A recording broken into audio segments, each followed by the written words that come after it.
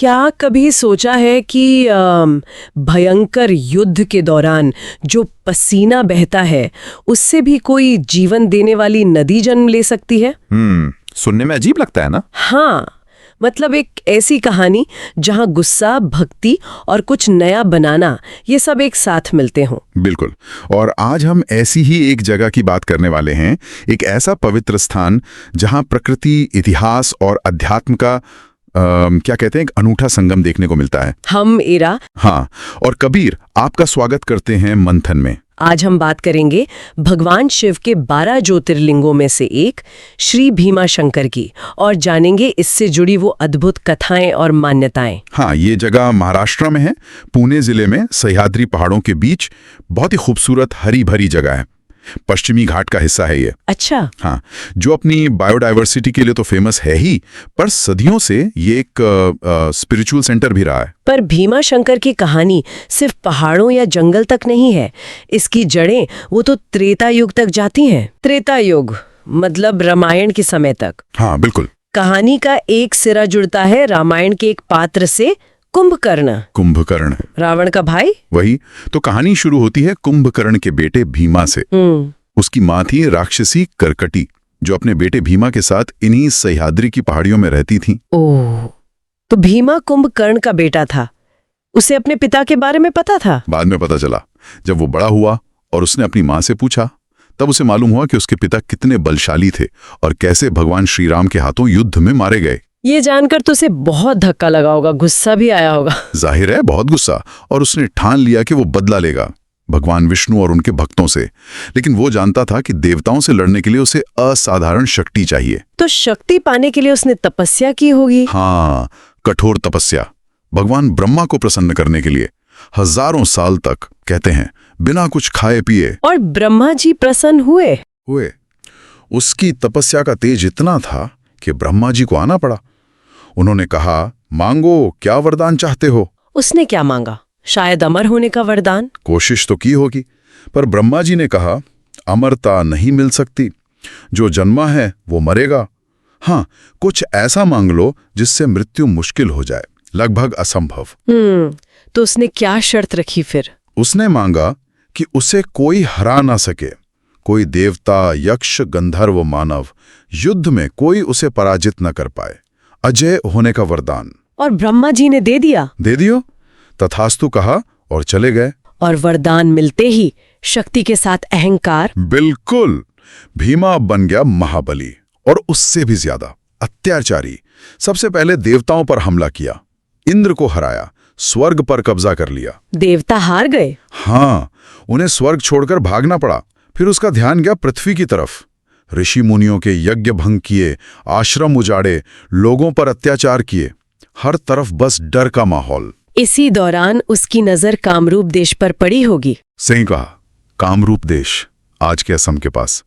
वहां के राजा थे सुदक्षिण, शिवजी के बहुत बड़े भक्त थे। तो भीमा ने उन पर भी हमला किया? हाँ, राजा सुदक्षिण ने सामना तो किया, पर भीमा की शक्ति के आगे टिक नहीं पाए। भीमा ने उन्हें बंदी बना लिया, एक अंधेरी कोठरी में डाल दिया, ताकि वो शिवजी की पूजा ना कर सके। हाँ, यही सोचा था उसने। पर सच्ची भक्ति कहाँ रुकती है? राजा सुदक्षिण ने जेल में ही मिट्टी से शिवलिंग बनाया। मिट्टी से? हाँ, पार्थिव शिवलिंग, और पूरी श्रद्धा से पूजा करने लगे। ओम नमः शिवाय का जाप, उनकी आस्था और बढ़ गई। कमाल है, मतलब मुश्किल हालात में आस्था और मजबूत हो जाती है। उधर भीमा का आतंक तो बढ़ता ही जा रहा होगा। हाँ, बहुत ज्यादा। देवता, ऋषि मुनि सब परेशान। आखिर में सब मिलकर गए भगवान शिव के पास, कैलाश पर्वत पर। अपनी पूरी कहानी सुनाई, मदद मांगी। शिवजी ने क्या कहा? उन्होंने सबको भरोसा दिलाया कि वो कुछ करेंगे। अब इधर एक और बात हुई। किसी ने भीमा को बता दिया कि राजा सुदक्षिण तो जेल में शिवजी की पूजा कर रहे हैं। ओ, ये सुनकर तो भीमा का अहंकार भड़क गया होगा। बिल्कुल, गुस्से से उबलता हुआ वो पहुंचा कारागार।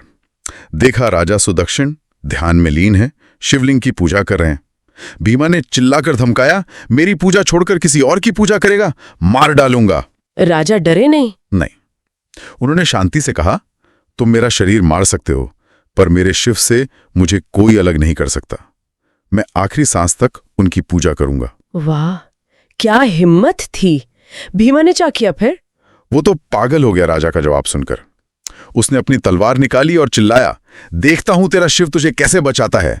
और उसने उस मिट्टी के शिवलिंग पर तलवार चला दी। ओ, पर वो तो हाँ, जैसे ही तलवार शिवलिंग से टकराई, एक जोर का धमाका हुआ, शिवलिंग फट गया और उसमें से स्वयं भगवान शिव प्रकट हो गए, विशाल भयंकर रूप में। अद्भुत, रोंगटे खड़े हो गए सुनकर। फिर तो युद्ध हुआ होगा। हाँ, महायुद्ध। एक तरफ अहंकारी भीमा, दूसरी तरफ स्वयं महादेव। भयंकर लड़ाई हुई, देवता आसमान से देख रहे थे। और अंत में शिवजी ने एक ऐसी हुंकार भरी, कहते हैं उसकी आवाज से ही ब्रह्मांड कांप गया, और उसी हुंकार से निकली आग ने भीमा को जलाकर राख कर दिया। राख? बस हुंकार से? हाँ, कुछ कथाएं ऐसा कहती हैं, कुछ कहती हैं त्रिशूल से संहार किया, पर अंत हुआ बुराई का अंत। भीमा के मरते ही शांति हो गई होगी। हाँ बिल्कुल, सब देवता ऋषि मुनि बहुत खुश हुए। उन्होंने शिवजी को प्रणाम किया, धन्यवाद दिया, और फिर सबने मिलकर एक प्रार्थना की। क्या प्रार्थना? कि हे प्रभु, आपने इस दुष्ट का नाश करके सबका भला किया है। अब आप यहाँ इसी जगह पर ज्योतिर्लिंग के रूप में हमेशा के लिए बस जाइए, ताकि भक्तों को आपके दर्शन मिले, उनके दुख दूर हों। और शिवजी मान गए? मान गए, भक्तवत्सल हैं वो। उसी स्थान पर ज्योतिर्लिंग के रूप में स्थापित हो गए, और क्योंकि उन्होंने भीमा राक्षस का संहार किया था, इसलिए ये ज्योतिर्लिंग भीमा शंकर कहलाया। ये 12 ज्योतिर्लिंगों में छठा है। अच्छा, ये तो हुई भीमा राक्षस वाली कहानी, पर मैंने सुना है एक और कहानी भी है, त्रिपुरासुर वाली। उससे भी नाम जुड़ता है। हाँ, वो भी एक बहुत महत्वपूर्ण कथा है। तारकासुर के 3 बेटे थे, तारकाक्ष, कमलाक्ष और विद्युन्माली। उन्होंने तपस्या करके ब्रह्मा जी से वरदान पाया था 3 नगरों का, सोने, चांदी और लोहे के। अच्छा। हाँ, और ये नगर आसमान में घूमते रहते थे।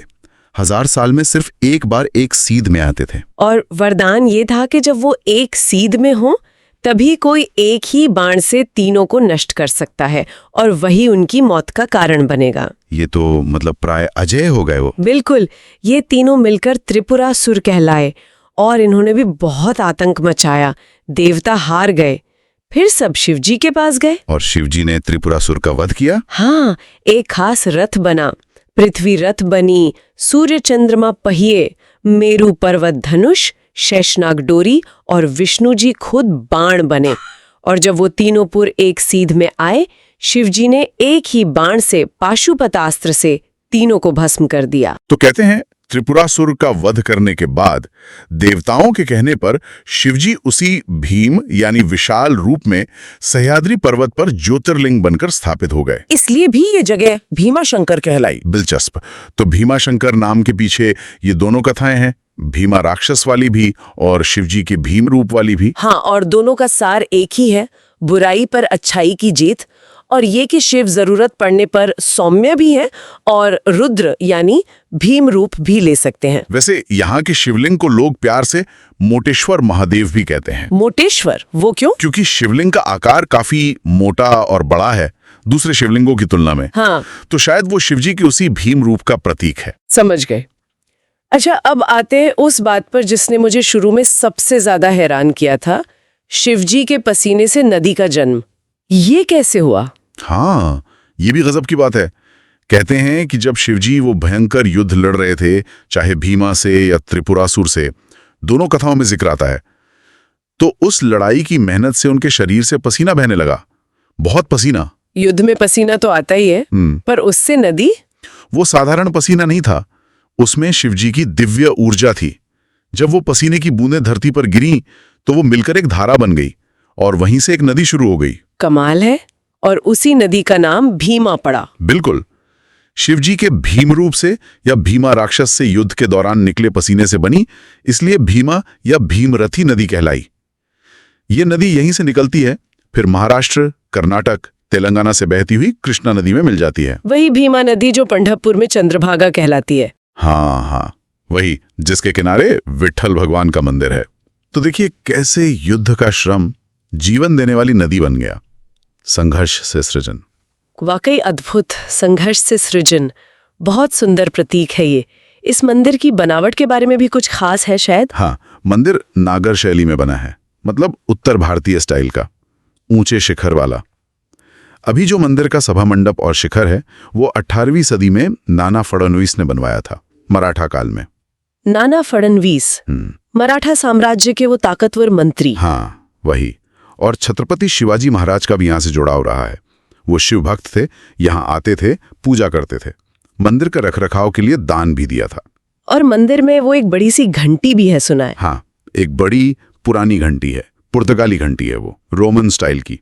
उसे चीमाजी अप्पा लाए थे, पेशवा बाजीराव प्रथम के भाई। अच्छा, कहाँ से लाए थे? वसई का किला जीतने के बाद 1739 में पुर्तगालियों को हराया था ना, तो वहां से जीत के प्रतीक के तौर पर ये घंटी लाकर भीमाशंकर मंदिर को दान कर दी। उस पर जीसस और मेरी की तस्वीरें भी बनी हैं। वाह, तो ये मंदिर सिर्फ एक तीर्थ नहीं, इतिहास का गवाह भी है। पौराणिक कथाएं, भक्ति, युद्ध, वास्तुकला, प्रकृति, सब कुछ है यहाँ। तो इस पूरी बातचीत से हम अपने लिए क्या सबक ले सकते हैं? कई सबक हैं। पहला तो भीमा की कहानी से कि ताकत का गलत इस्तेमाल और अहंकार आखिर में विनाश ही लाता है, शक्ति चाहे वरदान से ही क्यों ना मिली हो। सही कहा। और राजा सुदक्षिण की कहानी, वो सिखाती है सच्ची अटूट भक्ति की ताकत। मुश्किल से मुश्किल हालात में भी विश्वास बनाए रखना। उनकी भक्ति ने ही तो महादेव को खींच लिया। ये दिखाता है कि सच्ची श्रद्धा में कितनी शक्ति है। हाँ, मतलब अपनी रोज की जिंदगी में भी देखें तो चाहे कितनी भी मुश्किलें आएं, अपनी अच्छाई, अपने विश्वास पर टिके रहना चाहिए। बिल्कुल। और तीसरा सबक, वो शिवजी के पसीने वाली बात। हाँ, नदी वाली। वो सिर्फ चमत्कार नहीं है, वो एक प्रतीक है कि हमारे जीवन के संघर्ष, हमारी मेहनत, हमारी मुश्किलें जिनसे हमें पसीना आता है, वो बेकार नहीं जाते।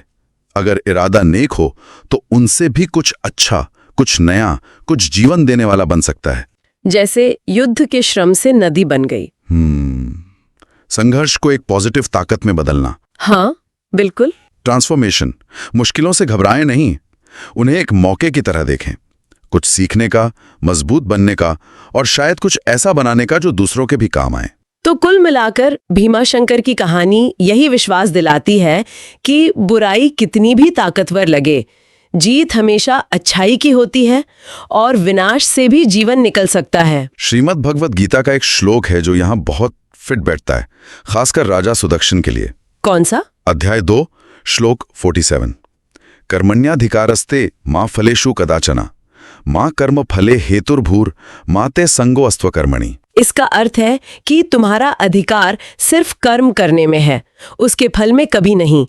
इसलिए फल की इच्छा से कर्म मत करो और कर्म न करने में भी आसक्ति न रखो। बिल्कुल। राजा सुदक्षिण ने फल की चिंता नहीं की, बस अपना कर्म, अपनी भक्ति पूरी निष्ठा से की और फल अपने आप मिला। ये निस्वार्थ कर्म का महत्व बताता है। बहुत गहरा मतलब है इसका। ये मंथन सच में सोचने पर मजबूर करता है। और जाते जाते एक सवाल शायद हम सबके लिए छोड़ना चाहिए। क्या सवाल? यही कि क्या हम अपने जीवन के संघर्षों से, अपनी रोज की मेहनत और मुश्किलों से, वो चाहे शारीरिक हो, मानसिक हो, कुछ पॉजिटिव बना सकते हैं? जैसे शिव के श्रम से नदी निकली, क्या हम अपनी मुश्किलों की एनर्जी को बदलकर कुछ ऐसा बना सकते हैं जो हमें और दूसरों को सुकून दे, आगे बढ़ने में मदद करे? सोचने वाली बात है ये तो। ये सवाल ही अपने आप में एक मंथन है। कल फिर मिलेंगे एक नई कहानी और नए विचारों के साथ। तब तक के लिए अपना ख्याल रखना। मंथन जारी रहे।